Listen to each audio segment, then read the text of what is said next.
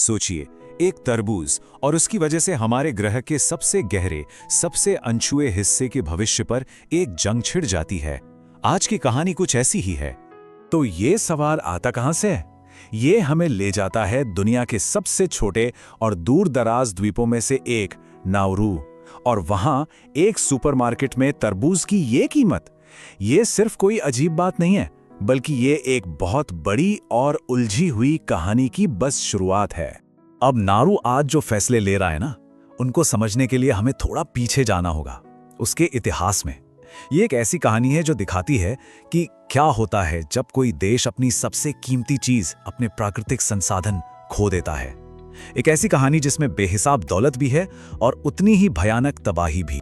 देखिए, नाउरू की कहानी ना एक रिसोर्स कर्ज का एकदम सटीक उदाहरण है। मतलब एक ऐसा देश जो प्राकृतिक खजानों से मालामाल हो, पर आखिर में उन्हीं खजानों की वजह से कंगाल हो जाए।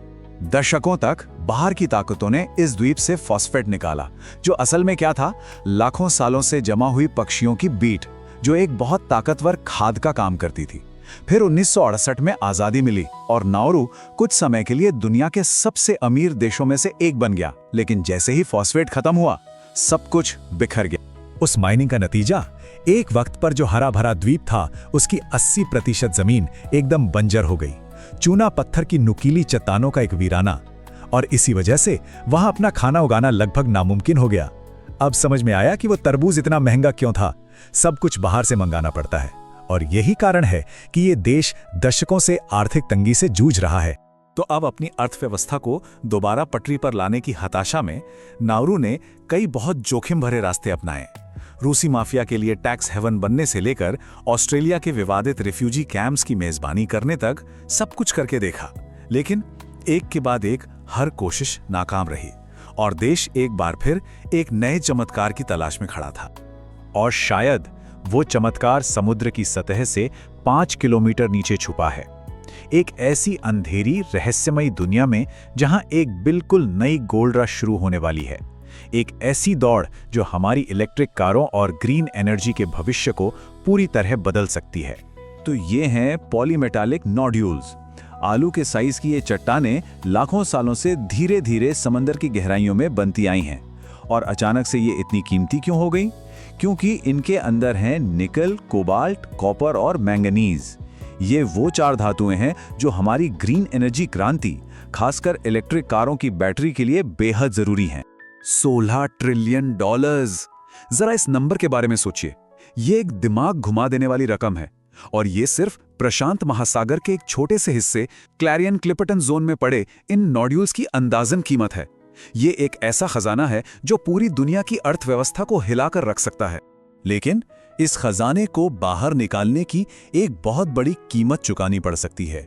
सोचिए, समंदर के अंदर बड़े बड़े वैक्यूम क्लीनर्स जैसी मशीनें चल रही हैं।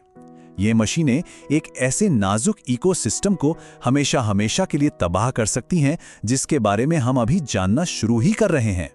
हम गमी स्क्विरल जैसे अजीब और नए जीवों को हमेशा के लिए खो सकते हैं।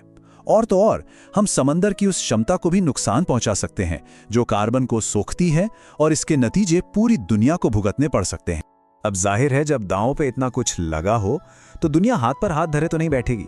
इन संसाधनों को मैनेज करने के लिए नियम कानून बनाने की कोशिशें हुई हैं। एक ऐसा सिस्टम बनाया गया जो सबके लिए सही हो। लेकिन अब उसी सिस्टम की आजमाइश हो रही है, जैसा पहले कभी नहीं हुई। इस सिस्टम के पीछे एक बहुत बड़ा सिद्धांत है, मानव जाति की साझा विरासत। इसका मतलब यह है कि अंतर्राष्ट्रीय समुद्री सीमा में जो भी संसाधन है, वो किसी एक देश के नहीं, बल्कि पूरी इंसानियत के हैं। इसका मकसद यही है कि पुरानी कॉलोनियल स्टाइल की लूट खसोट दोबारा ना हो, विकासशील देशों को भी फायदा मिले और पर्यावरण की भी रक्षा हो। तो ये सिस्टम काम कैसे करता है, चलिए समझते हैं। मान लीजिए कोई कंपनी है जो समंदर की खुदाई करना चाहती है। वो सीधे जाकर नहीं कर सकती, उसे एक देश की स्पॉन्सरशिप चाहिए होगी। फिर आती है इंटरनेशनल सीबेड अथॉरिटी, जो नियम बनाती है। और सबसे जरूरी बात, जो भी देश उस कंपनी को स्पॉन्सर कर रहा है, उसकी यह जिम्मेदारी है कि वो कंपनी सारे नियमों का सख्ती से पालन करे। और यहीं से कहानी में असली मोड़ आता है।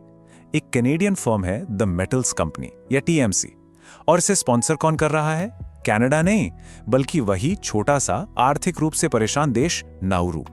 तो यही वो पार्टनरशिप है जो इस पूरे इंटरनेशनल सिस्टम के लिए पहला बड़ा टेस्ट केस बन गई है। टीएमसी कहती है कि ये एक फेयर डील है जिससे नाउरू को नौकरियां और पैसा मिलेगा, लेकिन आलोचक कहते हैं कि ये तो बस एक कानूनी लूप होल है, एक सुविधा की स्पॉन्सरशिप, जहां एक बड़ी कंपनी एक छोटे मजबूर देश का इस्तेमाल करके कम निगरानी में अपना काम निकालना चाहती है। टीएमसी के सीईओ जेरार्ड बैरन के मुताबिक इससे जो फायदे होंगे वो बहुत बड़े होंगे। उनका तर्क है कि ये एक विन विन सिचुएशन है। नाउरू, जो एक सदी तक शोषण का शिकार रहा, उसे एक सही आर्थिक मौका मिल रहा है जिसकी उसे सख्त जरूरत है। लेकिन दूसरी तरफ बेल्जियम के पूर्व प्रतिनिधि जैसे आलोचकों का कहना है कि ये तो उस कानून के मकसद के बिल्कुल खिलाफ है। उनका सवाल सीधा है, क्या नाउरू जैसा छोटा और आर्थिक रूप से कमजोर देश एक मल्टी बिलियन डॉलर की इंटरनेशनल कंपनी पर वाकई असरदार कंट्रोल रख सकता है? क्या वो सच में ये पक्का कर सकता है कि कंपनी सारे नियमों का पालन करेगी, या फिर कंपनी अपनी मनमानी करेगी? और बात यहीं खत्म नहीं होती। 2021 में नाउरू ने एक खास 2 साल का नियम लागू कर दिया। असल में अपने पार्टनर टीएमसी के दबाव में आकर उसने इंटरनेशनल अथॉरिटी पर नियम बनाने के लिए एक डेडलाइन थोप दी। अब वो डेडलाइन खत्म हो चुकी है और इसका मतलब यह है कि माइनिंग का दरवाजा खुल गया है, भले ही उसे नियंत्रित करने वाले सारे नियम कानून अभी तक पूरी तरह से बने भी नहीं हैं। तो एक तरफ ये नाजुक नियम कानून थे और रेस शुरू होने ही वाली थी कि तभी इस पूरे ग्लोबल सिस्टम के सामने एक और भी बड़ी चुनौती आकर खड़ी हो गई। और वो चुनौती है संयुक्त राज्य अमेरिका। एक चौंकाने वाली बात यह है कि अमेरिका दुनिया के उन गिने चुने देशों में से है जिसने समंदर के इस कानून पर कभी दस्तखत ही नहीं किए। और यही एक तथ्य पूरी कहानी में एक जबरदस्त मोड़ लाने वाला है जो इस पूरे अंतर्राष्ट्रीय समझौते को खतरे में डाल सकता है। और ये सिर्फ कोई पुरानी बात नहीं है। हाल ही में अमेरिका ने ये संकेत दिए हैं कि वो इस पूरी इंटरनेशनल प्रक्रिया को बाईपास कर सकता है। मतलब वो गहरे समंदर में माइनिंग के लिए अपने खुद के लाइसेंस जारी करना शुरू कर सकता है, भले ही दुनिया के बाकी 170 से ज्यादा देश कुछ भी कहें। तो सवाल ये उठता है कि जब दुनिया का सबसे ताकतवर देश ही नियमों को मानने से इनकार कर दे तो क्या होगा? अगर ऐसा हुआ तो इंटरनेशनल सीबेड अथॉरिटी का कोई मतलब ही नहीं रह जाएगा। फिर तो समंदर में संसाधनों की एक ऐसी अंधी दौड़ शुरू हो जाएगी जहां जिसकी लाठी उसकी भैंस वाला कानून चलेगा, और वो सबकी साझा विरासत वाला खूबसूरत सिद्धांत हमेशा के लिए खत्म हो जाएगा। आखिर में फ्रेंच पोलिनेशिया के राष्ट्रपति ने एक पुरानी कहानी सुनाते हुए जो सवाल पूछा वो आज हम सबके सामने खड़ा है। उन्होंने पूछा, हम कौन बनना चाहते हैं? क्या हम वो लालची मछुआरे बनना चाहते हैं जिनके लिए कभी कुछ काफी नहीं होता, या हम वो बनना चाहते हैं जो समंदर की आवाज सुनते हैं? ये कहानी सिर्फ खनिजों या पैसों की नहीं है, ये हमारे भविष्य के बारे में है। क्या हम थोड़े से फायदे के लिए अपने ग्रह के इस आखिरी अनछुए हिस्से को तबाह कर देंगे, या आने वाली पीढ़ियों के लिए इसे बचाने का कोई रास्ता निकालेंगे? ये वो सवाल है जिसका जवाब हम सबको मिलकर बहुत जल्द देना होगा।